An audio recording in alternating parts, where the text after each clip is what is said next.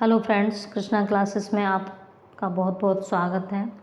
इस वीडियो में हम बीए थर्ड सेमेस्टर की यूनिट सेकंड का टॉपिक एपिथेट आज पढ़ेंगे। यह हमें दिखाई दे रहा है एपिथेट। ठीक है, आपके पेपर नवंबर में होंगे, इसलिए आपके पास समय कम है। आप पढ़ते रहिएगा, मेहनत करिएगा।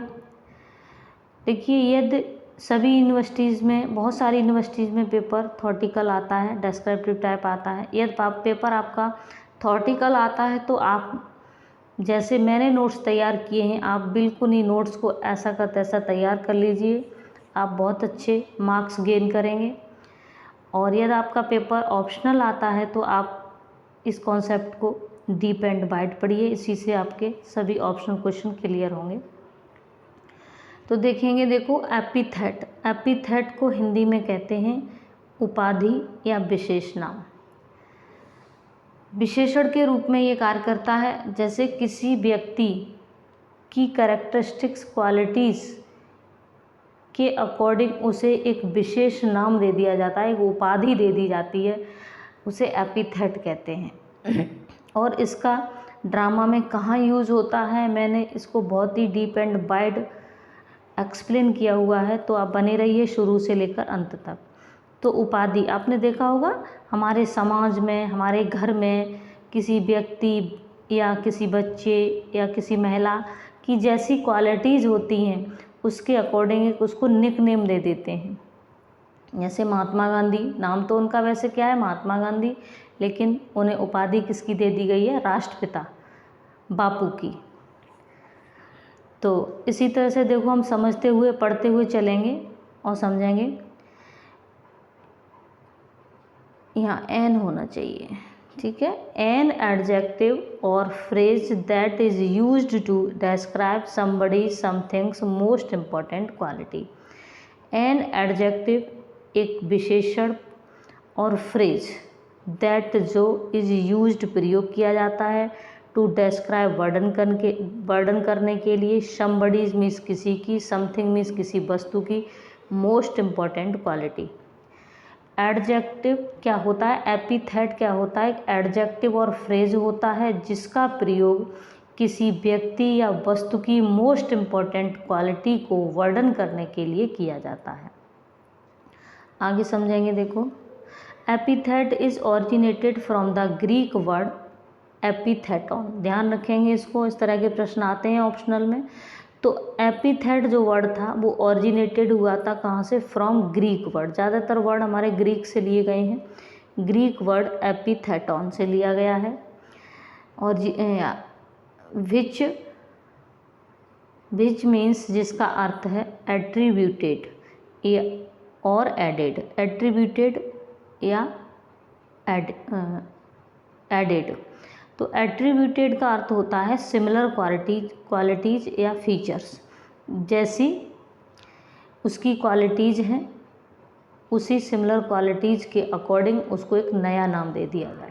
ठीक है, आगे चलेंगे। An epithet is a literary device that defines a place, person और thing by using a descriptive word, phrase, replace it. ठीक है, तो क्या होता है, an epithet is a literary device. इसको हटाते हुए देखेंगे, देखो an epithet is a literary device. Epithet क्या होता है, एक लिटरेरी डिवाइस होती है दैट डिफाइंस, जो वर्णन करती है किसी स्थान का, किसी व्यक्ति का, किसी वस्तु का, क्या करके, यूजिंग डिस्क्रिप्टिव वर्ड, किसी भी वर्णात्मक शब्द और वर्णात्मक फ्रेज का प्रयोग करके, और रिप्लेस्ड इट, इसको हटाकर, जो उसका नाम होता है, जिस नाम से उसको संबोधित किया जाता है, उस नाम को रिप्लेस करके, मतलब रिप्लेस का मतलब है दूसरा एक नया नाम वहाँ पर रख दिया जाए। तो रिप्लेस करके किसी शब्द को, किसी डिस्क्रिप्टिव वर्ड को या फ्रेज को रिप्लेस करके क्या किया जाता है, किसी व्यक्ति या वस्तु को डिफाइन किया जाता है।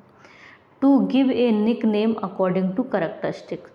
टू गिव दे दिया जाता है, निक नेम एक उपनाम, अकॉर्डिंग टू कैरेक्टरिस्टिक्स उसकी कैरेक्टरिस्टिक्स विशेषता को, जो मेन कैरेक्टरिस्टिक होती है, उसकी इम्पोर्टेंट कैरेक्टरिस्टिक्स होती हैं, उनको देखते हुए उसको एक निक नेम दे दिया जाता है। आपने परिवार में ही देखे होंगे, बहुत से लोग, बहुत से बच्चे होते हैं, बहुत गोरा है तो उसे भूरा कह देते हैं, और बहुत बोलता है तो उसे टॉकिंग मशीन कह देते हैं, मतलब बहुत सारे उपनाम दे देना। ठीक है, तो नेक्स्ट चलेंगे आगे। देखो, मैंने कुछ एग्जाम्पल्स लिखे हुए हैं आपके समझने के लिए। रोमियो जूलियट जो शेक्सपियर का प्ले है, उसमें रोमियो और जूलियट को नाम दिया गया स्टार क्रॉस लवर्स, और रिचार्ड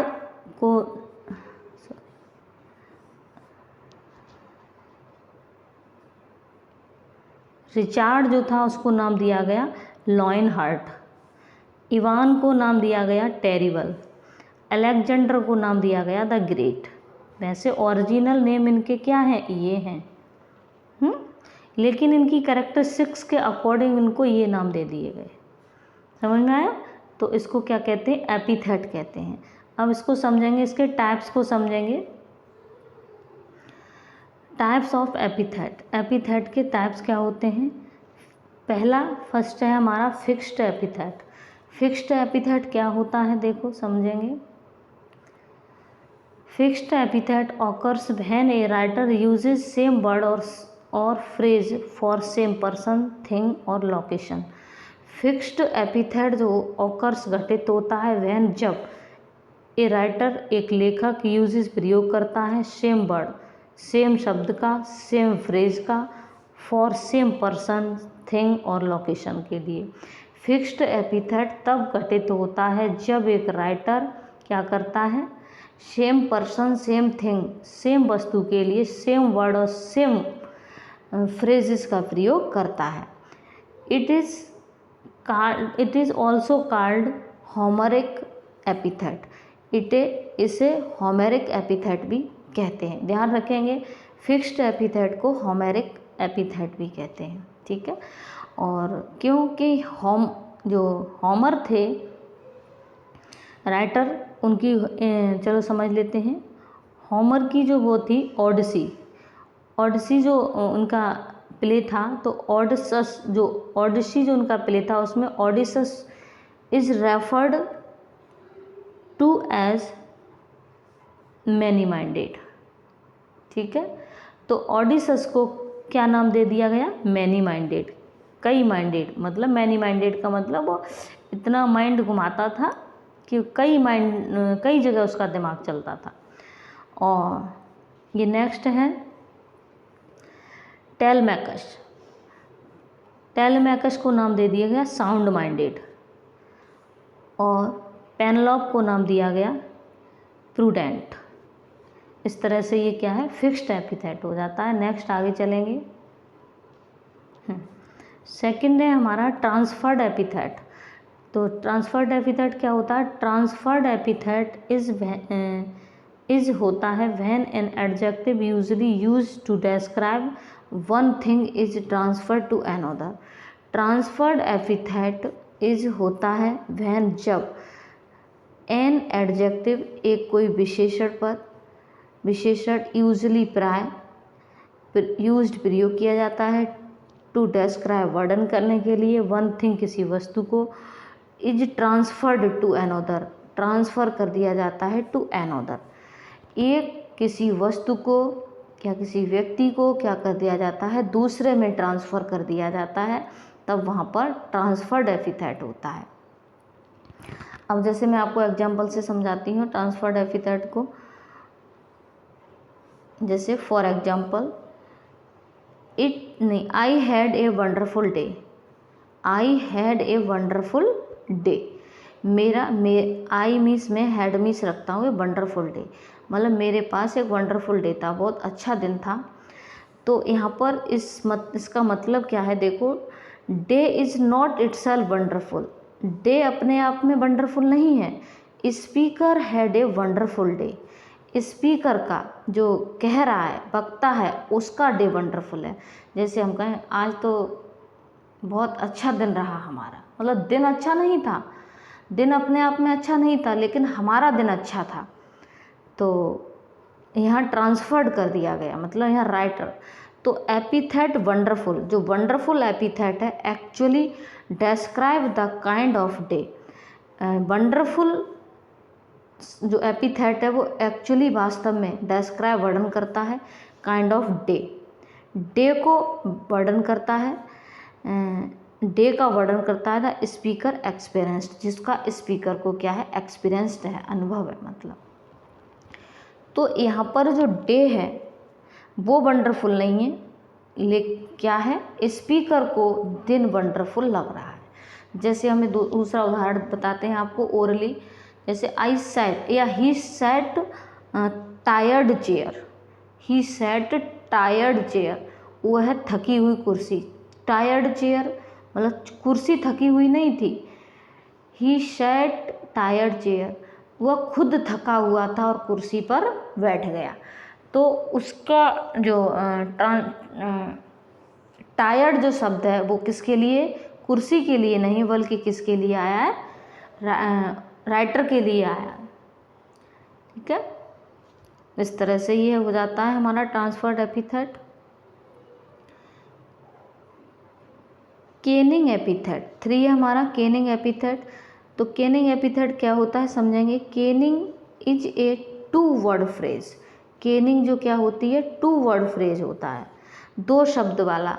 फ्रेज का मतलब होता है, फ्रेज वर्ब आपने पढ़ी होंगी, एक से ज़्यादा वर्ड जिसमें होते हैं वो फ्रेज कहलाता है। फ्रेज वर्ब आपने पढ़ी होंगी, फ्रेज प्रीपोजिशन जैसे on account of, according to. ठीक है, तो kenning is a 2 word phrase 2 word phrase epithet होता है that metaphorically describe an adjective, यहाँ एन आएगा। केनिंग क्या होता है, 2 वर्ड एपिथेट होता है जो मेटाफोरिकली रूप से, मेटाफोर क्या होता है, रूपक अलंकार होता है। ठीक है, जो मेटाफोरिकली किसी भी एडजेक्टिव का वर्णन करता है। ठीक, मेटाफोरिकली का मतलब होता है मेटाफर का, मेटाफर पढ़े हैं आपने, सिमिली मेटाफर। तो मेटाफर होता है हमारा रूपक अलंकार, और रूपक अलंकार क्या होता है, किसी व्यक्ति या वस्तु की, किसी व्यक्ति या वस्तु से तुलना की जाती है, और तुलना करते समय क्या होता है, उस व्यक्ति या वस्तु का जिससे तुलना की जाती है उसका रूप दे दिया जाता है। ठीक है, तो वही है, देखो for example battle sweet. Battle sweet की मीन्स क्या है, ब्लड। बैटल का मतलब युद्ध और स्वीट मीन्स पसीना। तो बैटल स्वीट का मतलब है क्या, इसकी जगह जो एपिथेट के रूप में यूज हो रहा है वो ब्लड। तो बैटल स्वीट का अर्थ है ब्लड। और ये कहें व्हेल पाथ, व्हेल मछली होती है उसका रास्ता, मीन्स व्हेल पाथ मीन्स सी, समुद्र। समझ में आया। नेक्स्ट पढ़ेंगे आर्ग्यूमेंटेटिव एपिथेट। आर्ग्यूमेंटेटिव एपिथेट क्या होते हैं। आर्ग्यूमेंट का जैसा कि हम जानते हैं क्या होता है, तर्क करना, डिबेट करना। An epithet that hints at warning is known as argumented epithet. An epithet that hints, जो हिंट देता है, एट वार्निंग किसी वार्निंग पर, इज नोन जाना जाता है, एज आर्ग्यूमेंटेड एपिथेट के रूप में जाना जाता है। ए डिबेटिंग टॉपिक, ये क्या होता है, ये तब प्रयोग किए जाते हैं कि जब कोई उसमें डिबेटिंग टॉपिक चल रहा होता है किसी ड्रामे में। आपने देखा होगा कि जैसे 2 लोग कहीं बैठे हुए हैं या कहीं भी डिबेट हो रही है, या आपने टीवी पर डिबेट देखी होगी, तो जहाँ डिबेट होती है तो डिबेट होते समय जब उन शब्दों का प्रयोग किया जाता है, उस जो शब्द डायरेक्टली हम नहीं कह सकते, जो हमें गलत लग रहे हैं, उनकी जगह जो राजनीतिज्ञ क्या करते हैं, नए शब्द का प्रयोग कर देते हैं। जैसे हम ये कहें, जो जैसे कुछ लोग ऐसे होते हैं कि जो बाहर नहीं बोल पाते, कुछ नहीं कह पाते, उन्हें बाथरूम सिंगर कह देते हैं। बाथरूम सिंगर मतलब घर में तो बहुत बोल लेते हैं, लेकिन बाहर नहीं कुछ बोल पाते हैं। तो आपने देखा होगा पॉलिटिशियंस क्या करते हैं, आर्गुमेंटेटिव एपिथेट का प्रयोग करते हैं, क्योंकि वो सीधे सीधे गलत भाषा के साथ व्यंग नहीं कर सकते, तो वो क्या करते हैं, शब्द को क्या करके बदल करके व्यंग करते हैं। लेकिन और जो ये जो augmented epithet can be positive भी हो सकता है और नेगेटिव भी हो सकता है। आया होगा समझ में आपको। ये आर्ग्यूमेंटेटिव एपिथेट जब प्रयोग होता है जब जहाँ दो व्यक्तियों की डिबेट हो रही होती है, तर्क वितर्क हो रहा होता है, तो पॉलिटिशियंस ज़्यादातर इसका प्रयोग करते हैं। आप पढ़े लिखे हैं तो आप डिबेट देखते होंगे, टीवी पर देखते होंगे, कॉलेजेस में होती है, जब कोई किसी पर व्यंग करता है और बचाव के साथ व्यंग किया जाता है, शब्दों का हेर फेर कर दिया जाता है। आगे नेक्स्ट चलेंगे। हाँ, ये हमारा लास्ट है, एज एन इंसल्ट और smear word. As an insult एक अपमानजनक, और स्मीयर वर्ड का भी मतलब वही होता है, अपमानजनक शब्द, ठीक है, के रूप में।